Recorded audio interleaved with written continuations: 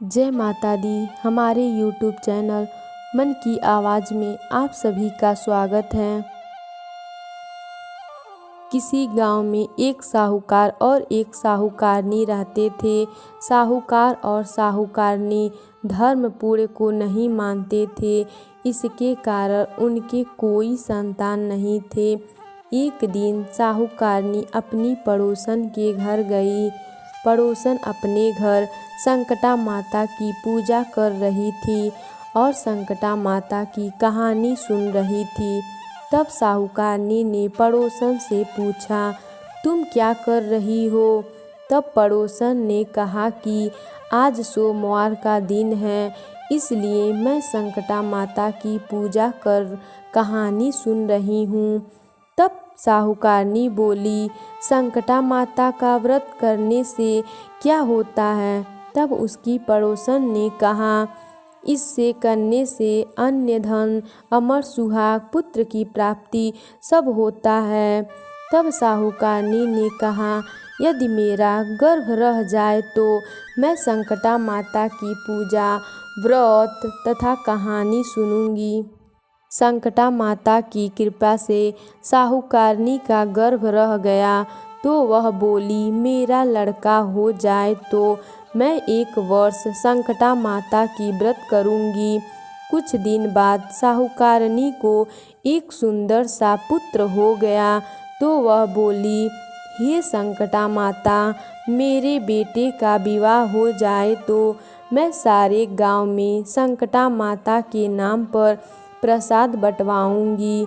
कुछ वर्षों बाद साहूकारनी के बेटे का विवाह तय हो गया और उसका बेटा विवाह करने चला गया, लेकिन उस साहूकारनी ने संकटा माता की पूजा, व्रत नहीं किया। इस कारण से संकटा माता क्रोधित हो गईं और उन्होंने फेरों से पहले उसके बेटे को उठाकर पीपल के पेड़ पर बैठा दिया। सभी वर को खोजने लगे पर वो नहीं मिला। हताश होकर सारे लोग अपने अपने घर लौट गए। इधर जिस लड़की से साहूकारनी के लड़के से विवाह होने वाला था, वो अपनी सहेलियों के साथ घूमते हुए उस पीपल के पेड़ के पास जाकर बैठ गई। तभी पीपल के पेड़ में से आवाज़ आई, ओ मेरी अर्धविवाही। यह बात सुनकर जब वो लड़की घर आई, उसके बाद वह धीरे धीरे सूख कर कांटा होने लगी।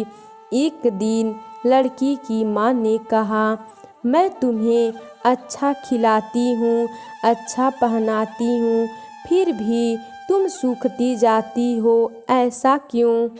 तब लड़की ने अपनी माँ से कहा, जब मैं अपने सहेलियों के साथ जंगल जाती हूँ तो पीपल के पेड़ में से एक आदमी बोलता है, ओ मेरी अर्धविवाही। उसने मेहंदी लगा रखा है, सेहरा भी बांध रखा है। तब लड़की की माँ ने पीपल के पेड़ के पास जाकर देखा तो कहा, अरे यह तो उसका जमाई है। तब उसकी माँ ने जमाई से कहा, यहाँ क्यों बैठे हैं? मेरी बेटी को तो अर्धविवाही कर दी और अब क्या लोगे? साहूकारनी का बेटा बोला, मेरी माँ ने संकटा माता की पूजा, व्रत करने को बोला था, लेकिन उन्होंने वह नहीं किया, इसीलिए संकटा माता नाराज होकर मुझे यहाँ बैठा दी हैं। यह सुनकर उस लड़की की माँ साहूकारनी के घर गई और उसने पूछा कि तुमने संकटा माता से कुछ बोला है? तब साहूकारनी ने कहा, हाँ, मैंने पूजा व्रत करने को बोला था। उसके बाद साहूकारनी बोली, मेरा बेटा घर आ जाए तो मैं संकटा माता का व्रत करूंगी। इससे संकटा माता प्रसन्न हो गईं और साहूकारनी के बेटे को मंडप में लाकर बैठा दी। साहूकारनी के बेटे का विवाह धूमधाम से हो गया।